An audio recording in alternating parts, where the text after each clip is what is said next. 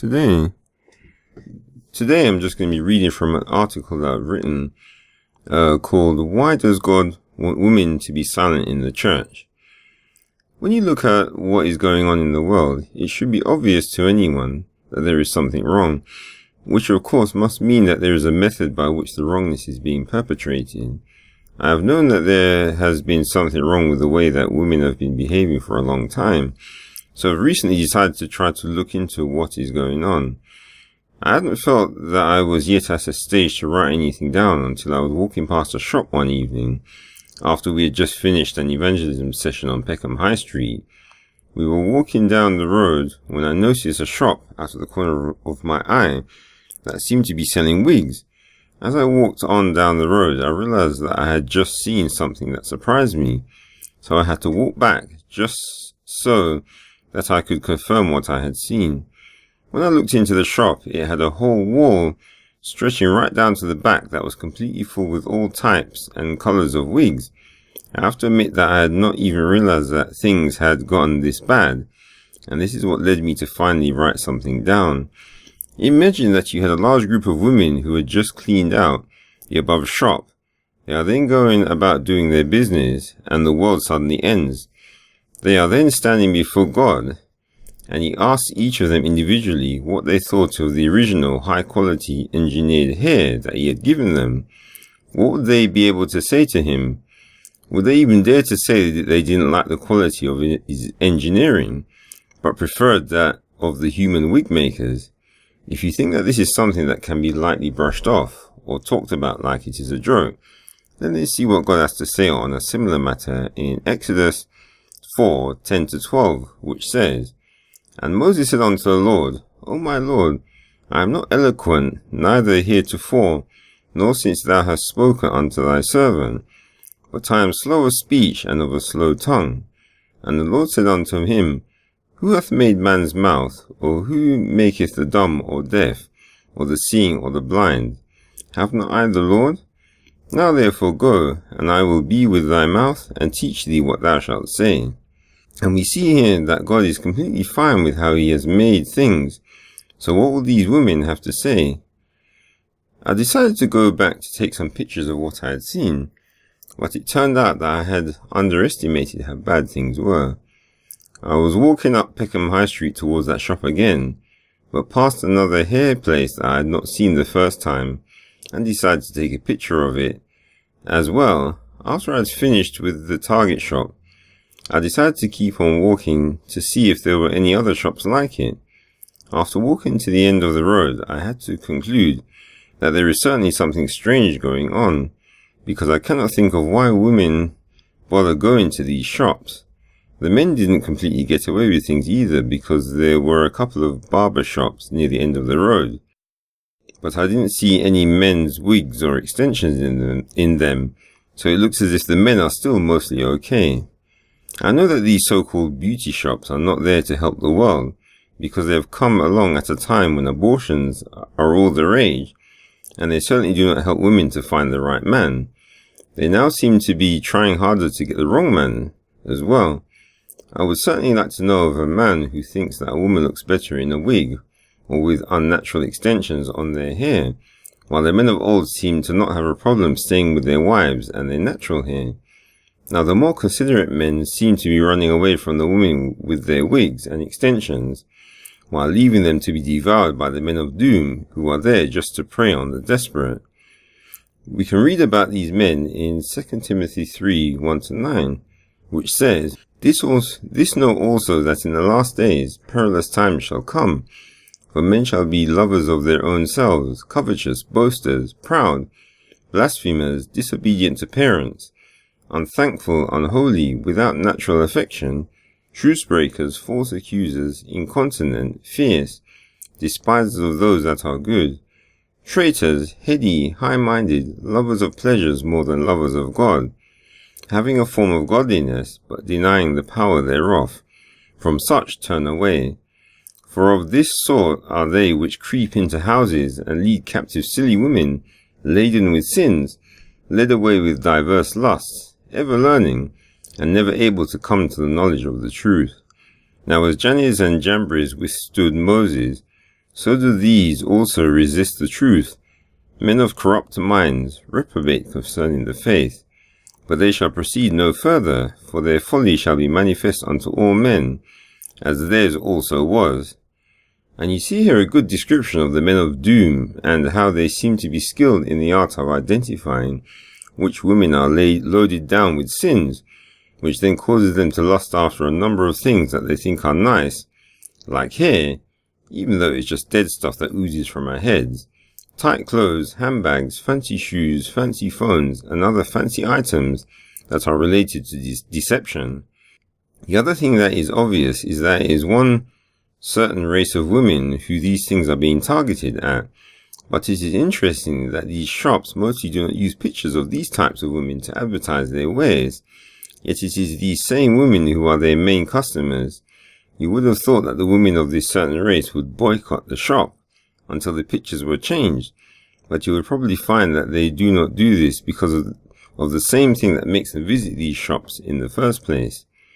I must say, though, that the shopkeepers are not to blame for what is happening. There is obviously something that is happening that is making women confused about what they should be doing. If something can be done about this, then things will be able to go back to a reasonable level of normality. You could also imagine what a change it would make to our society if the women of this certain race decided to spend their money on improving the community of their own race, rather than spending it trying to look like an idol. Just in case you think that women trying to be like idols is a joke, go into the image search on the internet and do a search for the term goddess, and you should then plainly see how bad things are. Here are the pictures of the shops that I found.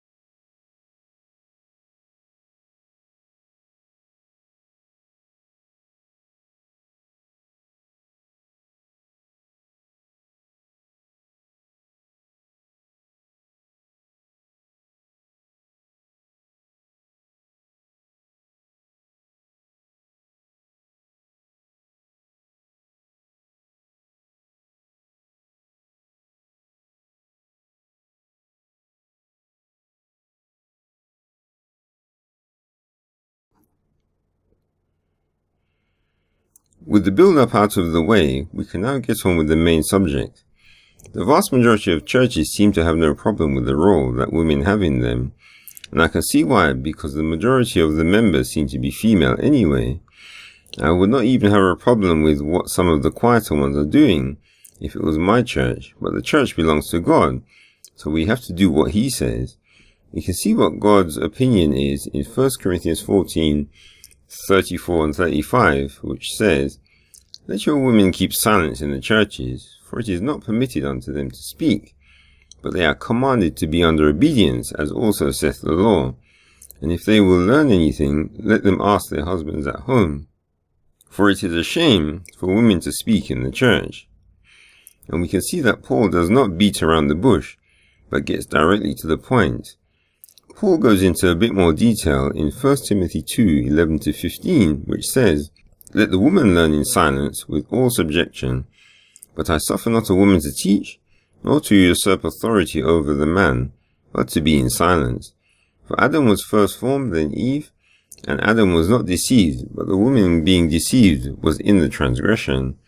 Notwithstanding she shall be saved in childbearing, if they continue in faith and charity and holiness with sobriety." And we see here that Eve being deceived is the cause for this commandment. You might think that only Eve was to blame for what happened in the garden, but it was really Adam's fault, because he should have stopped her and taught her the errors of her ways. But he didn't, so we are now in our current mess. This is the same problem that is happening in the church now, with the men being the ones who have decided to avoid this commandment from God, so that they can extract money from both the rebellious and non-rebellious women, rather than enforcing the commandment and making do with the non-rebellious women. Some people might get clever and say that Paul made up what he was saying, but if you read 1 Corinthians 14:36-38, which says, "What? Came the word of God out from you, or came it unto you only? If any man think himself to be a prophet or spiritual, let him acknowledge that the things that I write unto you are the commandments of the Lord. But if any man be ignorant, let him be ignorant." We see Paul here confirming that it was God who told him to say these things. I also had an Adventist say to me that Paul was responding to a problem that was happening to a particular church.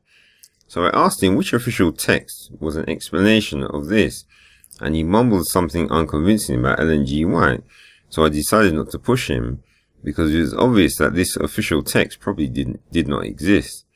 I also then ended up having another experience which seems to hammer home the fact that there is something wrong, and it was when I was in the side of a church building while there was a woman preaching in the main area. I could hear that she was getting a bit enthusiastic, which can happen to the best of us, but it was at the point when I heard her screeching that I knew that she had gone beyond the point of common sense. When she had finished speaking, I was talking to a weak brother who seems to like running away from the Bible about what was going on, but he did not want to hang around too long. I then saw a church sister who I knew would have something to say, so I decided to interrogate her. She thought that I was going to go on about women being silent in the church, but my main question to her was what she thought the screeching was about. She tried to say that it was the Holy Spirit that was causing it, but how can people be edified by someone screeching when that is the Spirit's main purpose? I also asked her if she has spoken in tongues out loud while people could hear her without then giving an interpretation, and she said yes. So I said to her that she is doing something that she's not supposed to, and she just blatantly disagreed, which shows that she is going by a doctrine that is not from the Bible.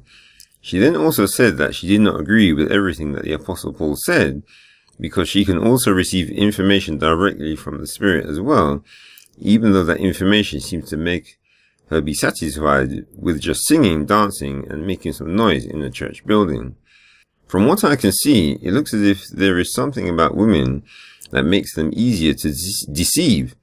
You first see this by the fact that the serpent did wait for Eve to be on her own by the tree, rather than taking on Adam directly. God must have then known that the true church could be disrupted in the future if women had a strong voice in it. If someone like the serpent came along and whispered some sweet words in their ears, this could then cause them to persuade the men to not listen to God, like how Eve persuaded Adam in the garden, which could then lead to God's plan failing. So God had to preempt this by ordering women to keep silent so that their influence is reduced. It is obvious that this is not happening in the modern Christian church, which seems to indicate that the current crop of churches that have sprung up over the world are still not at a stage where God can properly deal with them. This is also a way that you can tell when the true church has arrived, because they will have something in place to prevent their women from being deceived by the fake things of the world.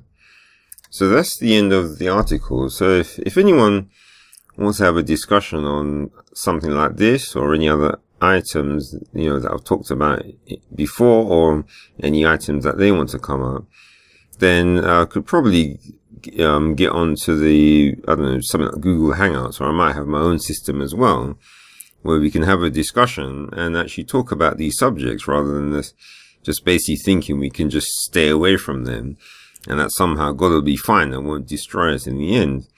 So if you're interested in hearing any other things like this, then just subscribe, and then I'll see you in the next, whatever video I put up. Okay, see you.